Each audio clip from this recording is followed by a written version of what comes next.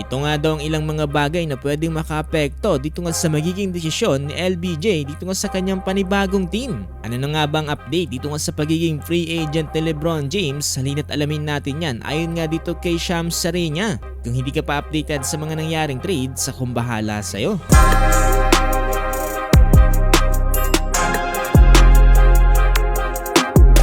So mga boss, almost 4 weeks na ata simula nagdesisyon ay itong si LeBron James na aalis na siya dito nga para sa Los Angeles Lakers. So hanggang sa ngayon ay wala pa ring desisyon ay itong si LeBron kung saan nga ba siya pupuntang team. Ayon nga dito kay Shams Charania, there is no decision, no choice yet, no timetable on a choice as of yet. Baga wala pa daw kahit anong hint atong si LeBron James kung saan daw siya pupunta. And kay Shams, kinausap niya nga daw ngayong araw etong agent ni LeBron na si Rich Paul.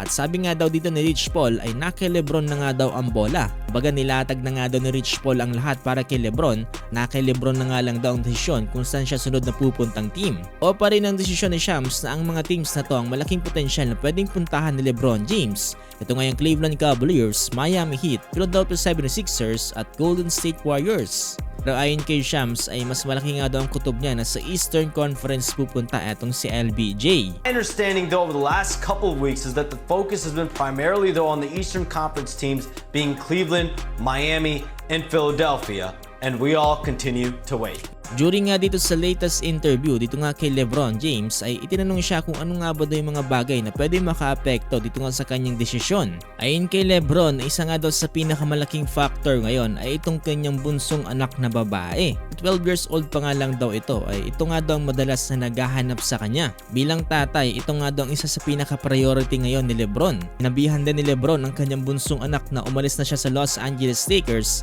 at madalas na nga din daw siyang mawawala dito sa kanilang bahay. Maganda dito kay LeBron ay binigyan niya ng pagkakataon itong kanyang bunsong anak magbigay ng opinion dito nga para sa kanyang magiging susunod na team. Kanya din daw itong sabihin kay LeBron o kaya naman isulat lang daw para nga daw mapag-isipan to ni LeBron. Baby, I'm letting you know, I don't want you to hear from nobody else, but I won't be playing for the Lakers next year. I will be playing somewhere else, so I won't be home all the time. You may not have an answer right now. You can give me an answer now. You can wait. You can write it down.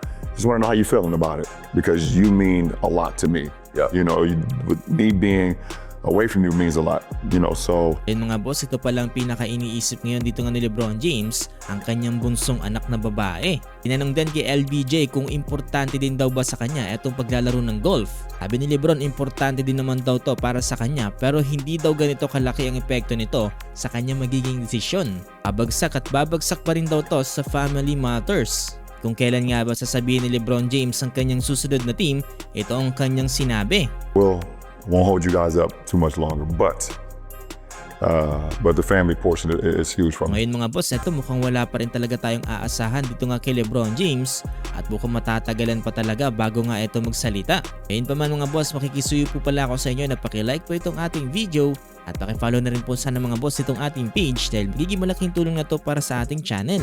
Maraming salamat po talaga sa inyo mga boss.